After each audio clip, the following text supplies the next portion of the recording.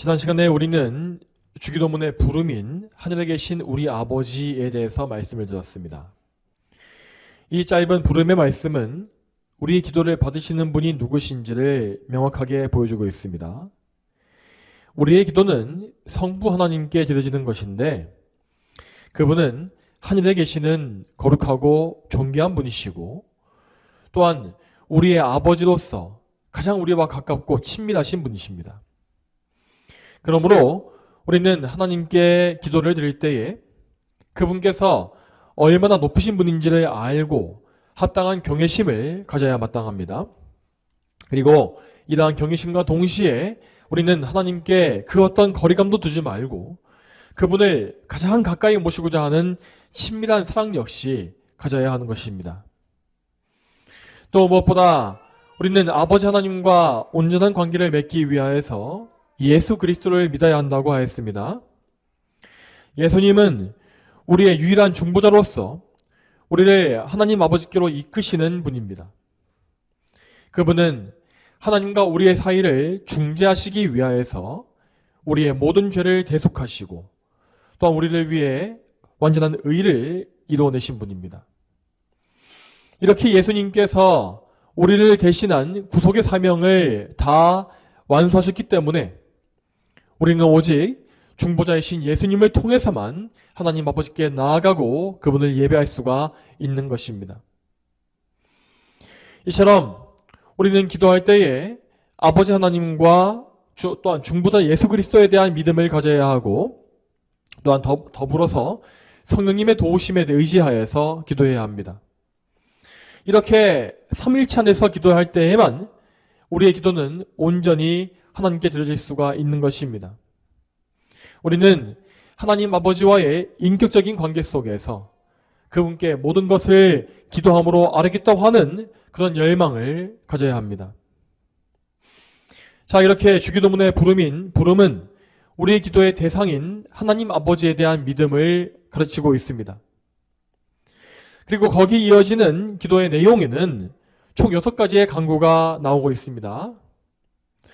그 간구들은 또다시 3개씩 나누어져서 두 그룹을 이루고 있지요. 이 중에 첫 번째 모임인 이 3가지 기도는 하나님에 대한 기도를 보여주고 있습니다. 여기에서 우리는 하나님의 거룩하심과 하나님의 나라, 하나님의 뜻을 위하여서 기도합니다. 그리고 두 번째 그룹의 기도는 우리의 필요에 대한 기도입니다.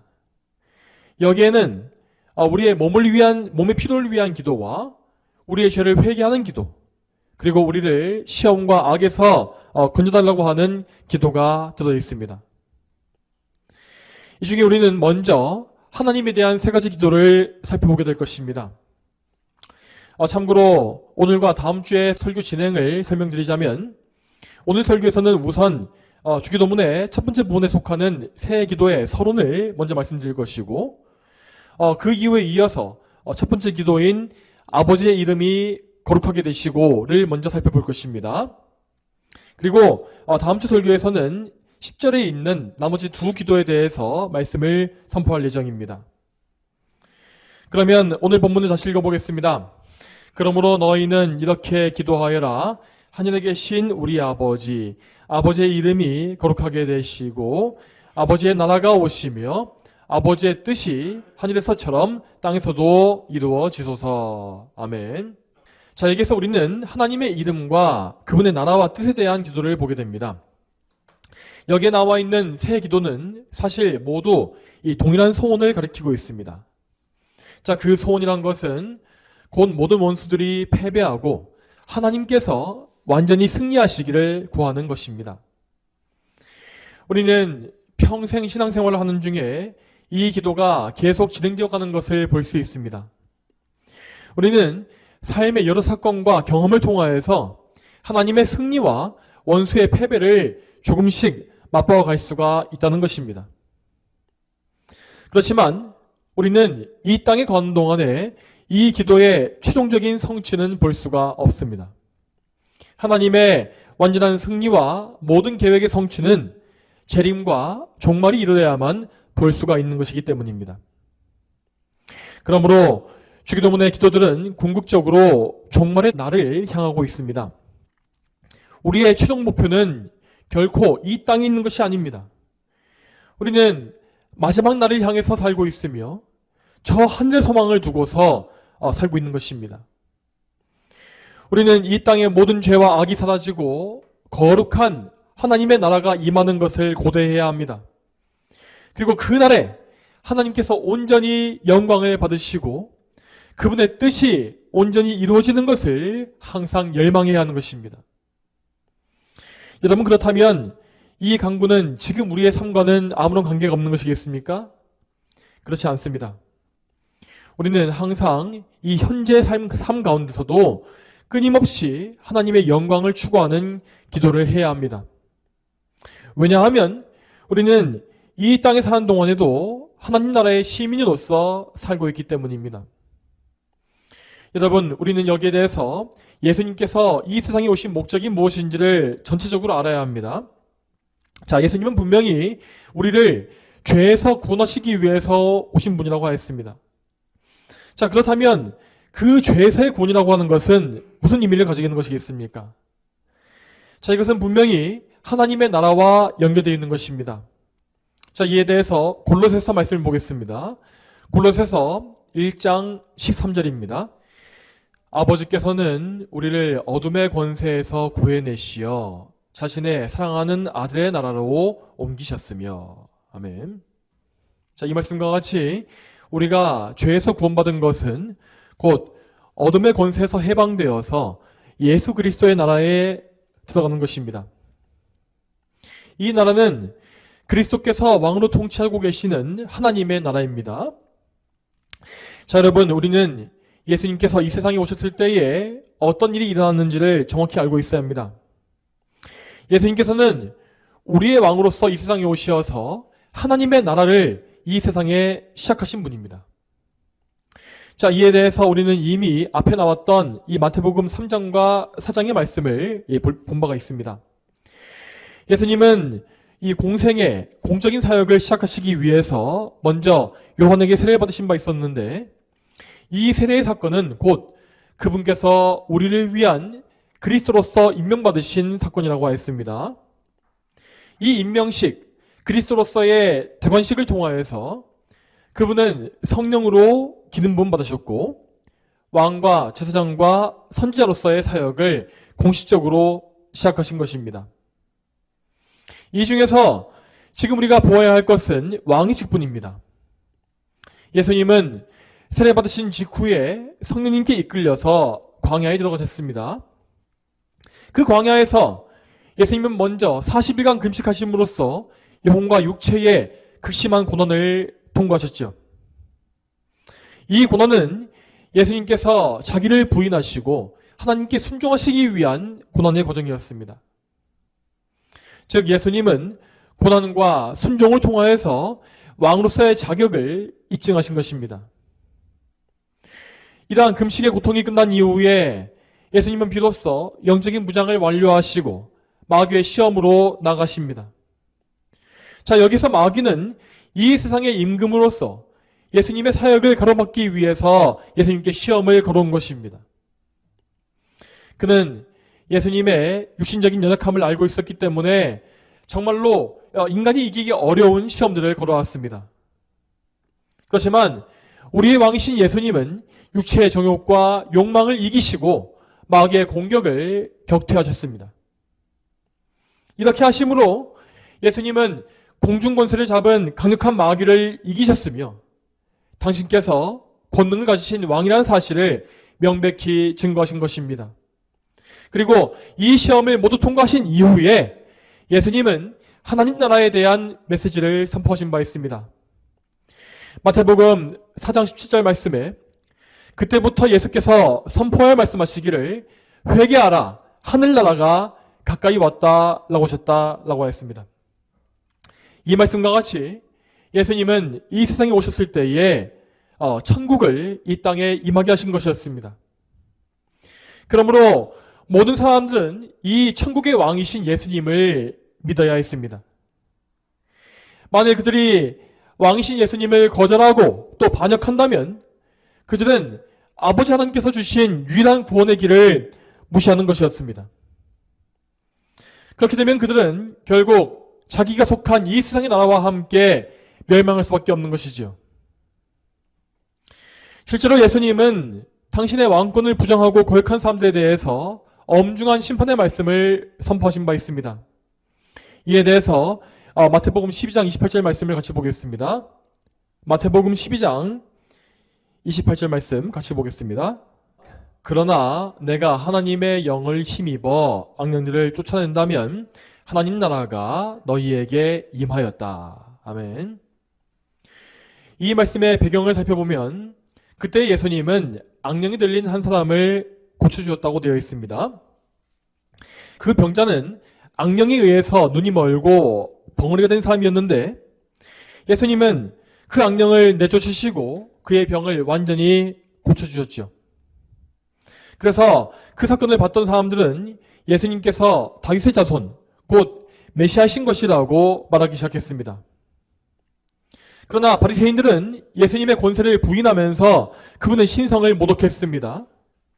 그들은 말하기를 이 사람이 악령들의 우두머리인 바알세불을 힘입지 않고서는 악령들을 내쫓을 수 없다라고 했습니다. 즉 그들은 성자 하나님이신 예수님을 가리켜서 마귀의 능력을 힘입은 사람이라고 말했던 것입니다. 그들의 이 말은 예수님의 왕권을 부정하고 성령님을 악령으로 취급하는 극도로 악한 죄였습니다. 그래서 예수님은 선포하시기를 그들에게 하나님의 나라가 임하였다라고 하신 것입니다.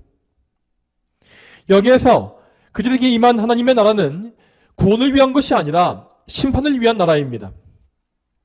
여러분, 예수님은 분명히 이 세상에 왕으로 오신 것이지만 이 바리새인들은 왕 대신 예수님을 거역했기 때문에 하나님의 나라에 들어가지 못했습니다.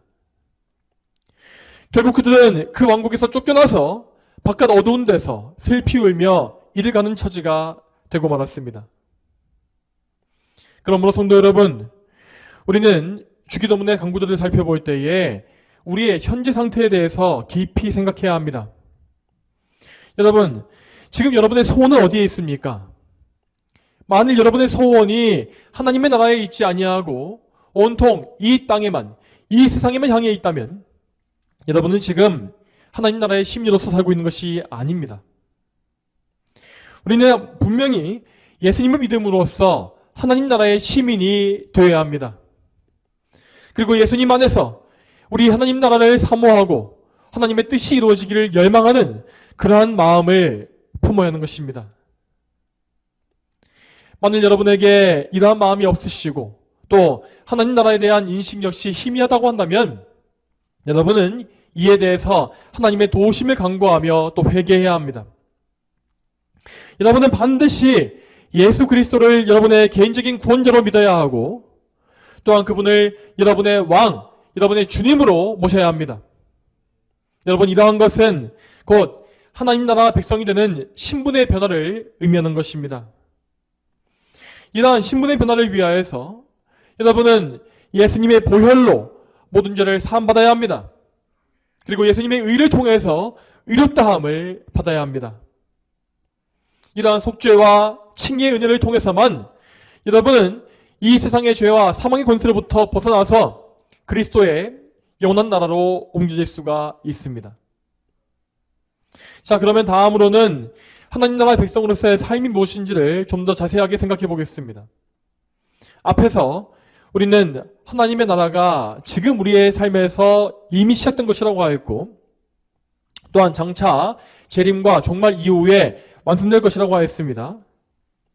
이렇게 하나님의 나라에는 이미 이루어진 부분이 있고 아직 이루어지지 않는 부분이 있는 것입니다.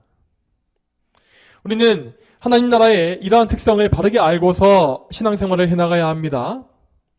그래야만 우리는 지금 현세에서 하나님의 백성다운 삶이 무엇인지를 알 수가 있고 또한 우리가 지금 가져야 할 미래의 소망이 무엇인지도 알 수가 있기 때문입니다. 먼저 우리는 하나님의 부르심 받고 예수님을 믿게 되었을 때에 예수님을 왕으로 섬기는 그분의 백성이 된 것입니다. 그러므로 성도로서 우리는 이미 이 땅에 이루어진 하나님의 나라에 속하여서 그 나라의 법을 지키면서 살아야 합니다. 여러분, 예수님은 이 땅에 천국의 모형을 보여주시기 위해서 이 교회를 세우신 것입니다. 그러므로 우리는 지상의 교회에 속함으로써 이 안에서 천국 백성의 삶을 누려야 합니다. 우리는 천국의 백성으로서 하나님을 예배하고 또 우리와 한 몸을 이룬 형제들과 사랑으로 교제합니다. 또한 우리는 하나님의 백성답게 이 세상과 구별된 삶을 살아야 합니다. 우리는 하나님의 계명을 따라서 이 세상의 정욕과 온갖 이생의 자랑을 부인하고 오직 하나님의 영광에 집중되어진 삶을 살아야 하는 것입니다. 여러분, 그렇지만 우리는 이 세상에 사는 동안에 원수의 핍박과 고난을 항상 염두에 둬야 합니다. 아직 하나님의 나라는 완전히 임한 것이 아니고 우리의 원수들은 최후의 심판을 당하지 아니하였습니다. 그러므로 이 세상의 임금인 마귀는 항상 우리를 공격해오며 온갖 간교한 술책으로 우리의 신앙을 방해할 것입니다. 이렇기 때문에 우리는 항상 그리스도의 군사들로서 영적인 전투태세를 유지해야 하는 것입니다. 여러분, 이 싸움은 분명히 영광스러운 싸움이고 그 가운데 기쁨과 즐거움 역시 있습니다. 하지만 때때로 우리는 이 싸움 중에서 이 싸움이 너무 격렬한 나머지 영혼과 육신이 지치게 될 것이고 때로는 크게 낙심하거나 좌절하여서 깊은 절망에 빠지는 경우가 생길 수 있습니다. 자, 이러한 상황에 대해서 존 버너는 철로역정에서 절망 거인의 이야기를 들려준 바 있습니다. 자, 이 이야기에서 크리스천과 그의 동행자인 소망은 천국까지 가는 여정 중에서 잠시 불신앙의 길로 빠지게 되었고 그 길에서 헤매던 중에 절망 거인을 만나서 그에게 붙잡혔습니다. 그 거인은 그 두 사람을 의심의 성으로 끌고 가서 그 성의 지하 감옥에 가두었으며 그 감옥에서 온갖 폭력과 협박으로 그들을 핍박했습니다. 자, 이러한 이야기, 이러한 상황은 성도가 이 세상에서 겪을 수가 있는 영적인 침체와 신앙의 슬럼프를 상징합니다. 구원받은 성도라 할지라도 믿음 생활에서 낙심하게 되면 일시적으로 기도를 멈추고 말씀을 사모하지 아니하며 이러한 극도의 침체와 절망에 빠질 수가 있다는 것입니다. 이 이야기에서 이 절망의 거인은 끊임없이 두 사람을 절망과 낙심으로 몰아갔고 심지어 이 자살의 충동을 일으키기도 하였습니다.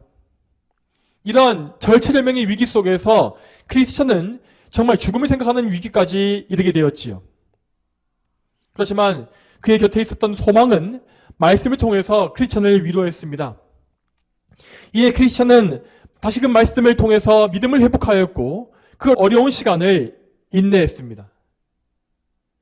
그리고 약간의 시간이 흘렀을 때에 크리스천은 불현듯 자기 가슴에 품고 있었던 약속의 열쇠를 떠올리게 됩니다. 이에 그는 가슴에서 열쇠를 꺼내어서 감옥의 문을 열고 마침내 의심의 성을 탈출하게 되었습니다. 자, 이 이야기는 우리 성도들이 어떤 소망을 붙잡아야 하는지를 잘 보여주고 있습니다. 앞서 말씀드린 바와 같이 우리는 아직 이루어지지 않은 하나님의 나라를 바라보면서 믿음의 전투를 치르고 있는 중입니다. 때때로 이 싸움이 너무 격렬해서 낙심과 절망이 찾아올 때에 우리는 그때마다 다시금 하나님의 약속을 붙잡아야 합니다. 여러분, 이 약속이 무엇입니까?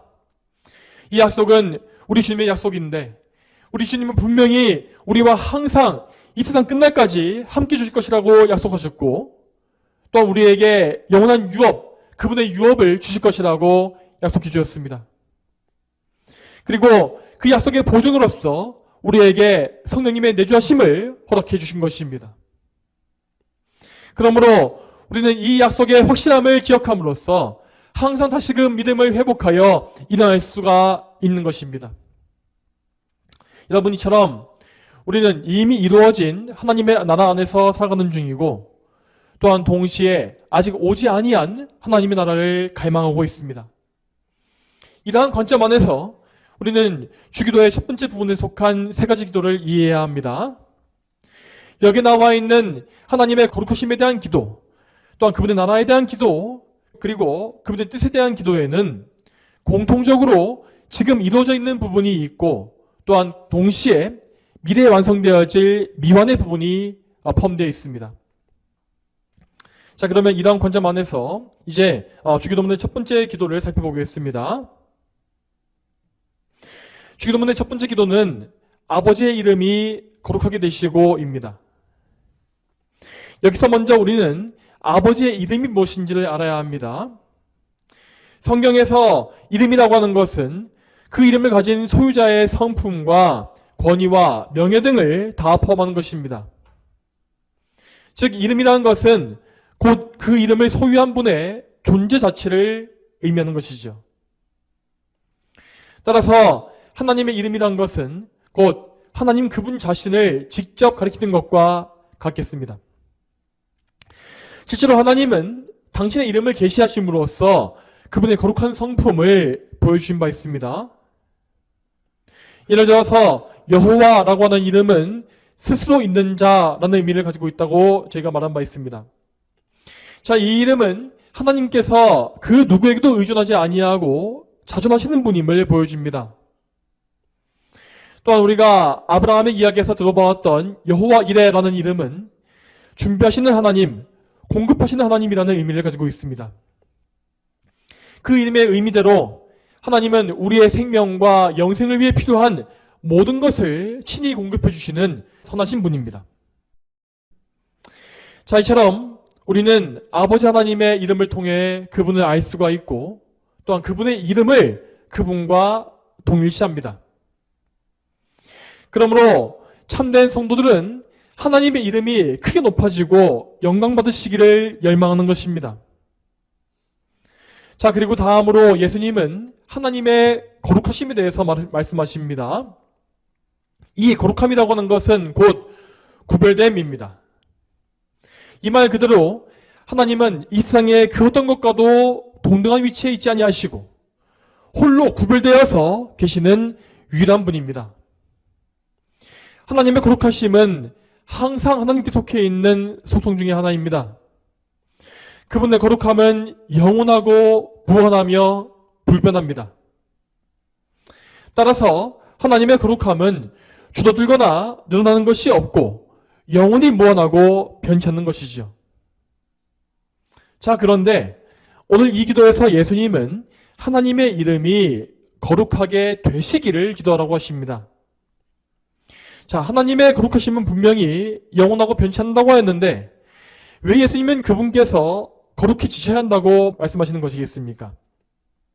자, 이 표현은 곧 하나님의 거룩함을 모든 피조물이 인정하고 높이게 되기를 기도하는 것입니다. 여러분, 우리는 하나님께서 창조하신 모든 것의 목적이 무엇인지를 알아야 합니다.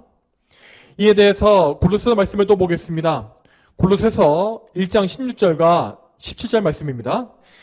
이는 하늘과 땅에 있는 모든 것들, 곧 보이는 것들과 보이지 않는 것들, 보좌들과 주권들과 통치들과 권세들이 그 안에서 창조되었기 때문이다.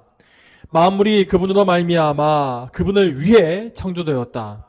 그분은 만물보다 먼저 계시고 만물은 그분 안에 함께 서 있다. 아멘.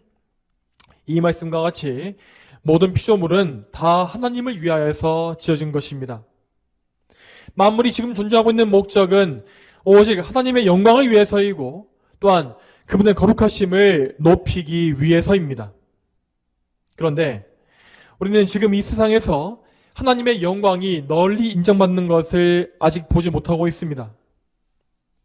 앞서 살펴본 바와 같이 지금 이 세상에는 마귀가 지배하는 왕국이 존재하고 있고 또한 죄인들은 다 마귀에게 속하여서 하나님의 거룩하심을 거역하고 있습니다. 이 모든 것은 최초의 인간인 아담이 마귀에게 속아서 범죄함으로써 시작된 악한 일입니다. 아담은 그의 후손으로 태어날 모든 인류의 대표자로서 하나님과 언약을 맺었습니다. 따라서 우리를 포함한 모든 인류는 다 아담과 함께 있었던 것입니다. 만일에 아담이 선악과를 먹지 않고 하나님께 순종했다면 우리는 아담으로 인해서 아담 안에서 영생을 선물로 받았을 것이 분명합니다. 그러나 아담은 하나님께 불순종하고 언약을 깨뜨림으로써 우리 모두를 죄로 타락하게 만들었습니다. 이에 대해서 로마서는 이렇게 말씀하고 있습니다. 이러므로 한 사람으로 말미암아 죄가 세상에 들어오고 그 죄로 말미암아 사망이 들어왔으며 그리하여 사망이 모든 사람들에게 이르렀으니 이는 모든 일이 죄를 지었기 때문이다. 이 말씀과 같이 인간은 아담 안에서 타락하여서 날 때부터 죄인이 되었습니다. 그리고 이 타락한 본성 때문에 죄인은 하나님 앞에 의를 행할 수가 없고 오직 죄만 지으면서 그들 자신과 이 세상을 끊임없이 더럽히게 되었습니다. 이러한 인간의 죄와 모든 악행을 처리하시기 위하여서 우리 예수님은 왕으로서 이 세상에 임하신 것입니다. 예수님은 당신의 백성을 죄에서 구원하심으로 말미암아 그들에게 임했던 마귀의 권세를 파하셨습니다. 또한 예수님께서는 그 백성을 구원하심으로써 이 땅에 하나님의 나라를 시작하셨는데 이 역사는 신약의 교회를 통하여서 구체적으로 드러나게 되었습니다. 예수님께서는 당신과 연합한 몸인 교회를 통해 이 세상의 죄악과 싸우시며 그 안에 있는 사람들을 그분께 복종케 하시는 사역을 하고 계십니다. 그러므로 교회와 성도들은 그리스도의 사역에 참여함으로써 복음으로 이 세상을 정복해가는 영적 군사의 역할을 다해야 하는 것입니다. 이런 의미에서 주기도의 첫 번째 강구는 우리 성도가 존재하고 있는 목적을 잘 보여주고 있는 것이라 하겠습니다. 우리는 이 세상의 모든 사람들이 하나님의 이름을 거룩히 여기게 되기를 바라면서 계속해서 이 일을 위하여서 진리의 복음을 선포해야 합니다. 자, 또 이에 대해서 고린도후서 말씀을 보겠습니다. 고린도후서 10장 4절과 5절 말씀입니다. 우리 싸움의 무기는 육체에 속한 것이 아니고 하나님으로 말미암아 견고한 성을 무너뜨리는 강력한 무기이다. 우리는 헛된 사상들을 파괴하고 하나님의 지식을 대적하여 높아진 것을 모두 파괴하고 모든 생각을 사로잡아 그리스도께 순종하게 한다. 아멘. 이 말씀과 같이 우리는 지금 하나님의 거룩하심을 인정하지 아니하는 모든 것들과 영적인 전쟁을 수행하고 있습니다. 그러므로 우리는 기도할 때에도 그 싸움을 하고 있는 중인 것입니다. 우리는 기도할 때에 우리가 이 싸움에서 승리를 거두게 되라고 늘 간구해야 합니다. 하지만 우리는 이 싸움이 우리에게 속한 것이 아님을 늘 기억해야 합니다. 이 싸움은 우리 자신의 싸움이 아니라 하나님의 싸움임을 우리는 기억해야 하는 것입니다. 이 세상의 죄를 이기시고 마귀의 권세를 파하실 분은 오직 하나님 한 분이십니다. 우리는 하나님께서 이 사역을 어떻게 행하신지를 늘 잘 알고 있어야 합니다. 하나님께서는 정확히 말하면 성자 예수 그리스도를 통하여서 그분의 원수들을 무찌르시고 이 세상의 모든 권세를 없애신다고 하였습니다. 자, 또 이에 대해서 말씀을 찾아보겠습니다. 고린도전서 15장 24절의 말씀입니다. 그 다음은 마지막인데 그때는 그분께서 모든 권력과 모든 권세와 권능을 없애버리시고 그 나라를 하나님 아버지께 바치실 때이다. 아멘. 이 말씀은 그리스도 예수님께서 왕의 자리에 오르신 궁극적인 목적을 보여줍니다.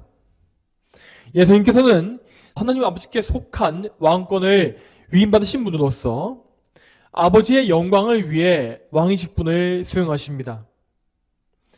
그리고 그 왕의 사역은 그리스도의 재림과 최후 심판 이후에 비로소 완성되어질 예정입니다. 예수님은 심판을 통하여서 이 세상의 모든 권력과 권세와 권능을 없애버리실 것이며 그리함으로 완성되어진 하나님의 나라를 아버지께 바치신다고 했습니다. 그리고 그 날에 우리는 만물이 하나님의 거룩하심을 인정하고 그분께 영광 돌리는 모습을 볼 것입니다. 요한계시록 19장 6절부터 8절까지 말씀을 다시 한번 보겠습니다. 또 내가 많은 무리의 소리 같고 많은 물의 소리 같으며 강한 우레 소리 같은 것을 들었는데 그 소리들이 말하였다. 할렐루야, 주 우리 하나님 곧 전능하신 분께서 다스리신다. 기뻐하고 즐거워하며 그분께 영광을 돌리자. 이는 어린 양의 혼날이 이르렀고 그분의 신부가 자신을 준비하였으며 그 신부에게 빛나고 깨끗한 세마포 옷을 입는 것이 허락되었기 때문이다. 이 세마포 옷은 성도들의 의로운 행실이다. 아멘. 자, 이 말씀과 같이 우리는 장차 수많은 성도들이 하나님께 찬송하는 모습을 볼 것입니다. 그날에 죄로 타락한 첫 세상은 완전히 사라질 것이며 그 자리에는 새하늘과 새 땅이 나타날 것입니다. 그 안에서 우리는 무천사들과 함께 영원한 찬송을 올리면서 하나님을 즐거워한다고 하였습니다. 또한 더불어서 그날에는 구원받은 성도뿐만 아니라 구원받지 못한 사람들까지도 역시 하나님의 거룩하심을 인정할 것입니다. 물론 그들은 기쁨과 믿음으로써 하나님을 인정하는 것은 아닙니다. 그러나 심판대 앞에서 그들은 자기의 죄악을 인정할 수밖에 없고 오직 하나님만이 거룩하시고 의로우신 분임을 인정할 것입니다. 이러한 의미에서 모든 피조물은 공통적으로 마침내 하나님의 이름을 거룩하게 여기게 된다는 것입니다. 우리는 지금까지 주기도의 첫 번째 기도를 전 우주적인 관점에서 살펴봤습니다. 하나님은 반드시 이 일을 이뤄내실 것이며 우리는 교회의 일원으로서 이 우주적인 영광과 그 역사에 참여할 것입니다.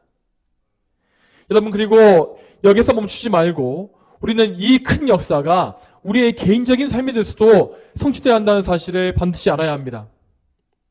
여러분, 하나님을 대적하고 반목하는 세력은 이 세상에만 있는 것이 아닙니다. 사실 우리에게 제일 위협적이고 강한 원수는 우리 안에 있습니다. 여러분, 우리는 항상 우리 안에 있는 원수인 죄성에 대해서 인식해야 합니다. 예레미야는 말하기를 만물보다 거짓되고 부패한 것이 인간의 마음이라고 선포한 바 있습니다. 여러분, 사실 이 세상이 이렇게 온갖 죄와 악으로 가득 채워진 것은 다 죄인들의 타락한 마음 때문입니다. 물론 성도들 안에서 이 타락한 본성은 그 세력이 많이 약화되어진 것이 사실입니다. 성도들은 성령으로 거듭나서 하나님께서 지으신 새 사람의 성품을 소유하게 되었습니다. 그리고 그와 동시에 그들은 예수 그리스도의 십자가에 옛 사람의 본성을 못 박아 죽였습니다. 그러므로 사실상 우리의 옛 본성에게는 사망 선고가 내려진 것과 같습니다. 그러나 분명히 성도에게는 여전히 아담에게 물려받은 부분들이 남아 있습니다. 우리의 연약한 육신과 또한 이 육신에 속한 죄성이 바로 그것입니다. 만일 하나님께서 우리에게 이러한 죄성을 남기지 않으려고 하셨다면 우리는 예수님을 믿는 즉시 죽어서 낙원에 올라가야 했을 것입니다. 그렇지만 하나님의 뜻은 우리가 구원받은 이후에도 이 세상에 잠시 살면서 복음을 증거하는 데 있었습니다. 그러므로 우리는 이 소명을 따라서 복음의 증인으로 살아야 하겠지만 육신의 연약함에 항상 넘어지곤 하는 것입니다. 그렇기 때문에 우리에게는 하나님의 은혜가 절대적으로 필요합니다. 우리는 우리의 연약함과 죄성을 인식해 감으로써 우리가 얼마나 비참한 존재인지를 더 깊이 알아가야 합니다. 이러한 과정을 통하여서 우리는 우리 자신의 공로를 철저히 부인하고 오직 하나님의 주권과 능력에만 의지하는 그러한 믿음을 소유할 수가 있습니다. 따라서 우리는 주기도문의 첫 번째 강구를 우리의 죄성에 대한 싸움과 연관지어서 적용해야 합니다. 우리는 구체적으로 어떤 기도를 해야겠습니까? 먼저 우리는 우리 안에 계시는 성령님께 성화의 은혜를 간구해야 합니다. 성화라는 것은 성령께서 그리스도의 공로를 날마다 우리에게 적용해 주심으로써 이루어지는 것입니다. 그리스도께서 이루신 모든 의는 우리의 칭의를 위해서만 필요한 것이 아닙니다. 예수님의 의는 우리가 구원을 받은 이후에 우리를 점점 더 성화시키는 그 일에도 반드시 필요한 공로입니다. 예수님은 참으로 우리의 머리로서 완전한 순종의 삶을 사신 분입니다. 그러므로 성도들은 그리스도와 연합할 때에 그분의 완전한 삶에도 연합되어지는 것이죠. 이 연합을 통하여서 성도는 그의 삶 가운데 계속해서 예수님의 삶을 닮아가는 과정을 거치게 되는 것입니다. 이러한 과정 속에서 우리는 예수님께서 일찍이 당하신 고난의 과정에도 참여할 것이 분명합니다. 그렇지만 우리의 고난은 결코 의미 없는 고생이 아닙니다. 우리가 그리스도 안에서 고난받을 때에 성령님은 우리를 더욱더 그리스도와 굳게 연합하게 하시어서 더 많은 은혜를 부어주십니다. 그러므로 우리는 고난 속에서 더욱더 그리스도를 붙잡을 수가 있고 더욱더 성화될 수 있으며 더욱더 그리스도를 닮는 그런 열매를 맺을 수가 있다는 것입니다. 또한 다음 두 번째로 우리는 장차 다가올 우리의 영원한 상태를 바라보면서 그것을 위한 기도를 올려야 합니다. 여러분, 항상 우리의 기도는 현세에서의 성화에만 집중돼서는 안 됩니다. 우리는 믿음의 눈으로 장차 다가올 재림과 완전한 성화를 고대하며 내다볼 수 있어야 하는 것입니다. 그날에 나의 누추한 몸과 모든 죄의 오염은 사라질 것입니다. 그리스도께서는 나의 썩을 몸을 변화시키셔서 영화롭고 아름다운 부활의 몸을 만들어 주실 것입니다. 또한 우리 안에 있는 성품 역시 완전히 성화되어서 우리는 더 이상 죄에 넘어지지 아니하고 유혹받지도 않는 그런 완전히 거룩한 상태를 입을 것입니다. 우리는 이 날을 정말로 열망하고 또한 사모해야 합니다. 나의 누추함과 연약함을 더 발견할수록 나의 소망 없음을 더 깊이 알수록 우리는 장차 우리에게 베풀어질 영화에 대한 소망을 더 많이 소유해야 하는 것입니다. 여러분, 우리 모두에게는 이러한 열망이 반드시 있어야 합니다.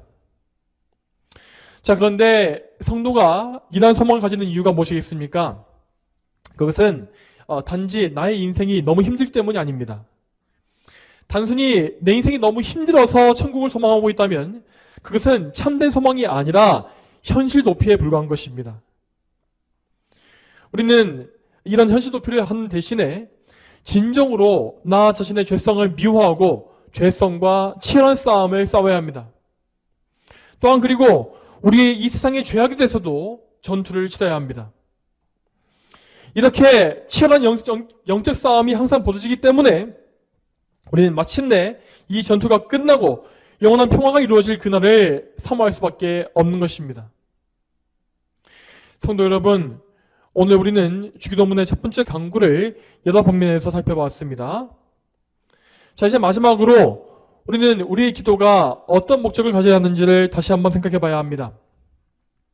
예수님께서 하나님의 이름에 대한 기도를 맨 처음에 넣으신 이유는 우리 기도의 방향성을 확실히 잡아주시기 위함이었습니다.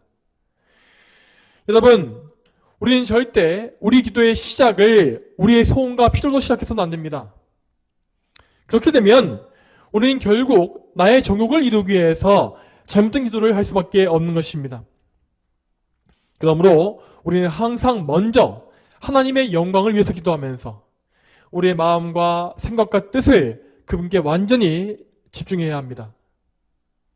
이렇게 기도의 목적을 분명히 하고 나의 마음을 하나님께 바치는 가운데에서 우리는 그 다음에 다른 모든 기도를 올려야 하는 것입니다. 그래야만 우리는 우리의 필요를 구할지라도 그 역시 하나님의 영광을 위해서 구할 수가 있는 것입니다. 사랑하는 성도 여러분, 오늘 이 말씀을 기억하시면서 하나님의 거룩하심을 더 많이 묵상해 보시기 바랍니다.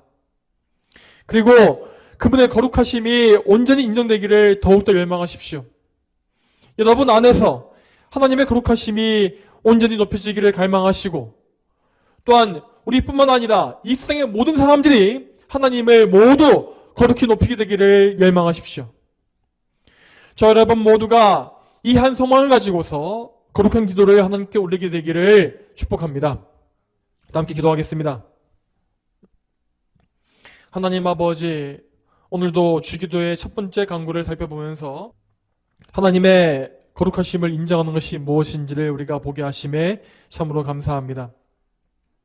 지금 이 세상에는 여전히 남아있는 죄로 인하여서 하나님을 인정하는 것이 널리 퍼져 있지 아니하고 오히려 하나님을 거역하고 반역하며 하나님 앞에 배도하고 배교하는 그런 일이 있음을 저희는 보고 있습니다.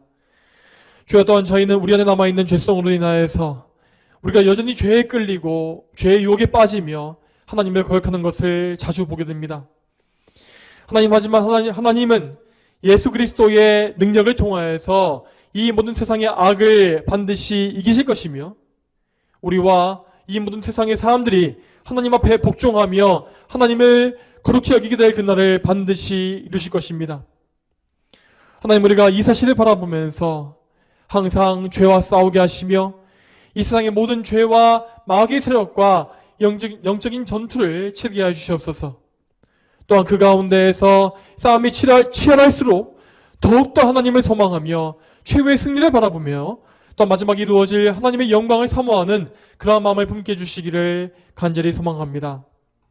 이 모든 것을 하나님께 맡겨드리오며 이 모든 말씀 거룩하신 우리 주 예수님의 이름으로 기도 올립니다. 아멘.